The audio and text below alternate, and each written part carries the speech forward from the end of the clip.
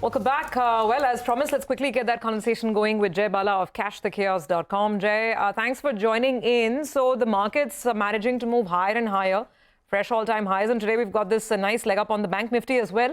What do you make of things, and what are the levels you're tracking now on both of these indices? Hi, Sylvie. Good to be here. See, the important level for the banking index is 47,100 to 47,700. I think that's the max for this counter-trend rally for the banking index. And as I've been pointing out, as long as Reliance has got an unfinished up move, and it still has got, the market could still, try to push higher. The markets in the Nifty could push higher, but the banking index is most probably staying below the all-time highs. And so the levels for the Nifty is the resistance is about 22,240, 22,500, and the most important risk for the overall market is coming from Brent. If we see Brent sustain about 84.75, 85.25, I think we have a serious problem at hand. That's not my primary view, but watch out for this. I would like Brent to come down to below 58 in the medium term. But if it were to sustain about 84.75 to 85.25, I think we have an immediate up move towards 96 to 100 plus for Brent. You want to tell us some of the stocks which look attractive to you? Yeah, I have on the bullish side, I have Ultratech, and it needs a little bit of corrective move to complete, somewhere closer to 9,500.